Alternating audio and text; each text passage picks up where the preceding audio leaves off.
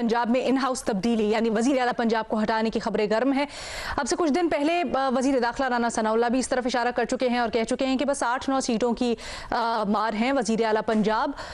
लेकिन जहां पर बड़े कशीदा सियासी माहौल है, बड़ी और प्रॉब्लम्स हैं हुकूमती इत्तेहाद के लिए, वफाकी हुकूमत खास तौर पे, तो ये नया महाज खोलना हुकूमत के हक में है? अपने तज्जियाकारों से यही जानते हैं, और हाँ या नहीं कि ऑप्शंस उनके पास है, क्या फ़ायदा होगा या नुकसान।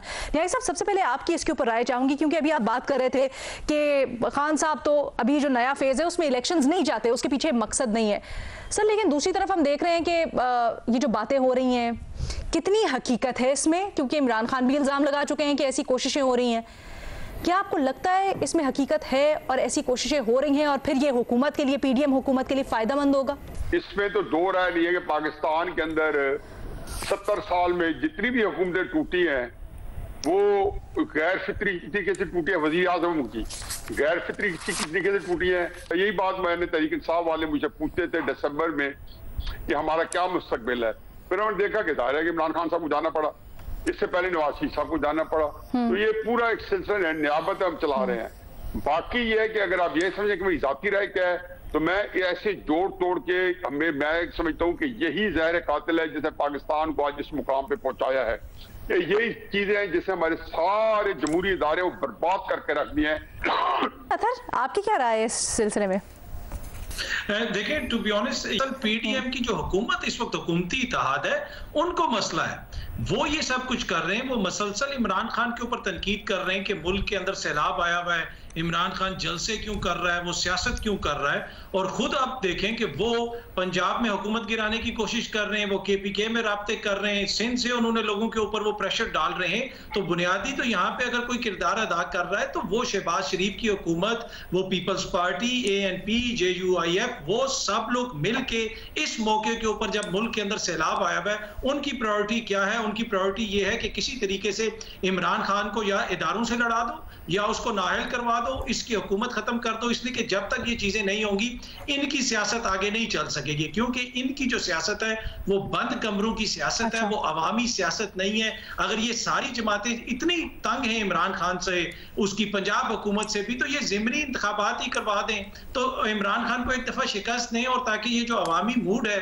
वो पता चल जाए कि लोग सब इमरान खान के खिलाफ हैं। तो मेरे ख्याल में यहाँ पे अगर किसी का किरदार है मनफी या मुस्बत, वो इस हुकूमत का है। इदारों के पीछे ये छुपने की कोशिश ना करें। 3 साल से ये इदारों को इल्जाम लगाते रहे कि सिलेक्टेड।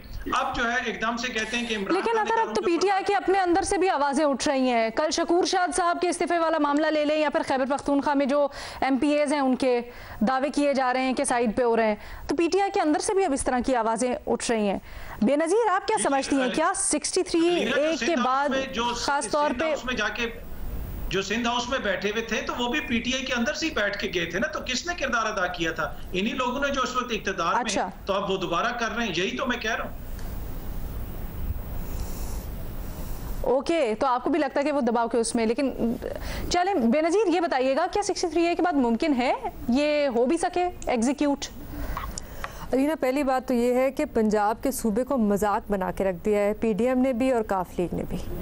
कभी वो आ जाते हैं तो कभी वो आ जाते हैं, कभी वो उनकी हुकूमत गिरा देते हैं तो कभी वो उनकी हुकूमत गिरा देते हैं। अब देखें, आप परवेज़ इलाही साहब को अगर हटा भी देते हैं वज़ीर आला पंजाब, तो ये जो गैर यकीनी सूरत हाल है पंजाब में, ये तब भी ख़त्म नहीं होगी। अब 2 ऑप्शंस हैं जिन पर गौर किया जा रहा है, इन दोनों ऑप्शंस को देख लेते हैं। एक ऑप्शन जो जैसे आपने बताया कि राना सनाउल्लाह साहब ने कहा कि 8 MPAs हैं और अगर ये इस्तीफ़ा दे दें तो उनकी हुकूमत गिर जाती है परवेज़ इलाही साहब की। ठीक है, चलें वो इस्तीफ़ा दे देते हैं, हमजा शहबाज आ जाते हैं। उसके बाद कल बाई इलेक्शन होता है और पीटीआई अगर वो 8 की 8 सीटें जीत जाती है तो फिर वो नो कॉन्फिडेंस मोशन ले आएंगे, बैक टू स्क्वायर वन। दूसरी ऑप्शन ये है कि काफ लीग के कुछ MPAs जो हैं वो पार्टी के खिलाफ वोट दें। अब वो पार्टी के खिलाफ कैसे वोट देंगे जब सुप्रीम कोर्ट का एक फैसला है जहाँ पे लिखा हुआ है कि पार्लियामेंट्री लीडर जो होता है असेंबली का, वो डायरेक्शन देगा। अगर पार्लियामेंट्री लीडर जो है काफ लीग का, वो डायरेक्शन देते हैं कि आप परवेज़ इलाही साहब के खिलाफ वोट नहीं डाल सकते, तो वो नहीं डाल सकते।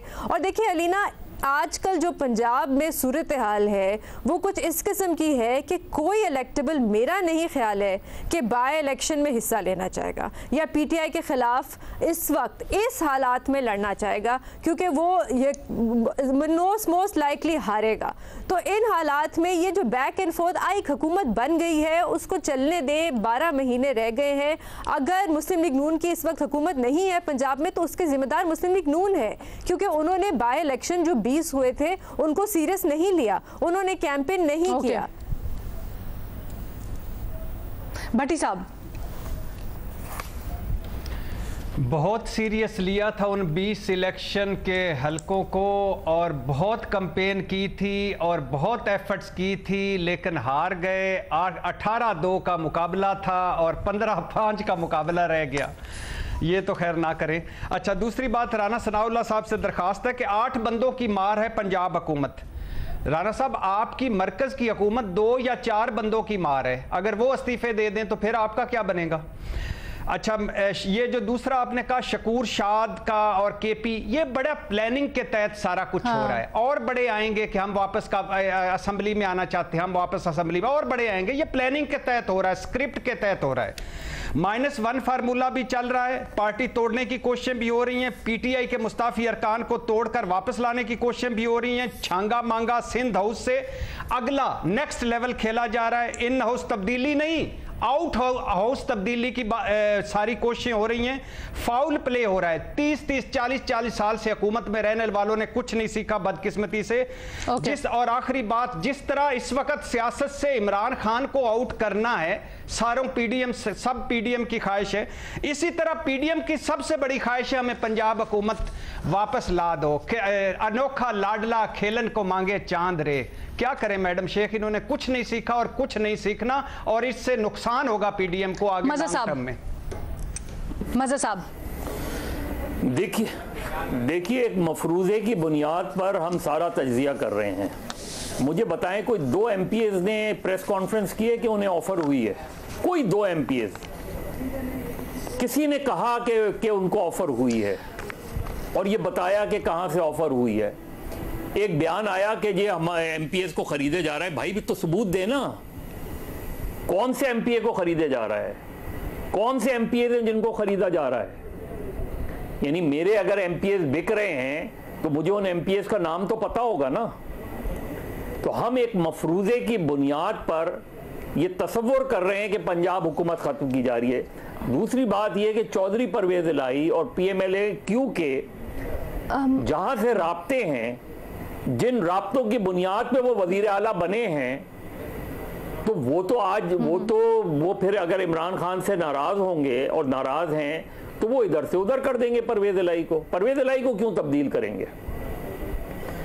क्योंकि उनके तो राब्ते अच्छे हैं, उनके तो वो कभी इससे कोई ढकी छुपी बात भी नहीं है।